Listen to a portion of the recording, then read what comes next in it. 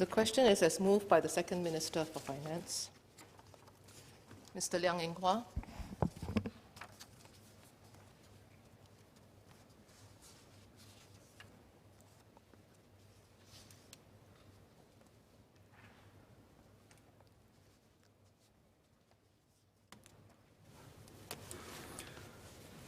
Madam Deputy Speaker, first and foremost, I wish to declare my interest that I work in the financial institutions which do trade and transact in securities, including government securities. Madam, unlike many countries around the world, the government securities issued by the Singapore government cannot be used to fund budget spending. Under the Government Securities Act, this borrowing can only be used for investments, and the proceeds are safeguarded in the Government Securities Fund. This is to ensure that the government of the day operate on a balanced budget basis, funding its expenditure with revenue received during the term of government, which would also include the net investment returns. This instills discipline and fiscal prudence. If the current government runs into an end-of-term deficit, it has to either cut spending, increase revenue like raising taxes, or seek consent from the President to draw on past reserves. Why then does the government need to issue government securities and treasury bills other than the special SGS and the saving bonds? As I can hear from the Second Minister for Finance, the primary purpose is to help develop the domestic debt capital markets, where among the necessary ingredients is to have a domestic risk-free Sing dollar bond yield curve, so that the other institutional and corporate debt issuers can benchmark upon to price their cost of borrowings. Having a tradable and liquid bond market, both the SGS and the T-bills, is also key to strengthening Singapore's position as a premier financial center, as it draws in institutional investors and ecosystem players into the Singapore markets.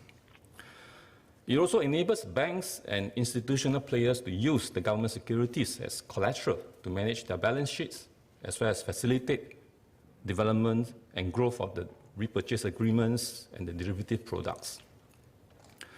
Notwithstanding, it's also important to periodically review and restate our policy position on the purpose and the use of government securities, whether it still remains relevant in the evolving landscape. So I have a few questions for the ministers. Firstly, can I ask the minister as to how the government decide when to issue the securities, what amount, and which tenure? We know that this issuance, the fund raised, are unrelated to the country's fiscal position. So what are the basis and the consideration for lifting the debt issuance ceilings? And also, why are the debt issuance by government statutory board not covered under the overall borrowing limits in this Act? Secondly, as the proceeds from this issuance would need to be invested, how would the government balance between investment risks versus taking advantage of the low interest cost due to our AAA sovereign ratings to issue more debt? And also, given the flush liquidity situations and increasingly more investable dollars chasing for quality, limited quality investments, would our investment agencies at GIC and Temasek be able to find investment opportunities with acceptable risk-return trade-offs? Thirdly, given our challenging fiscal positions in the years ahead, and that the government is contemplating borrowings to fund very large and long-term infrastructural projects, would the government be considering using a certain portion of the SGS to finance such projects? I think it's important to ascertain that again.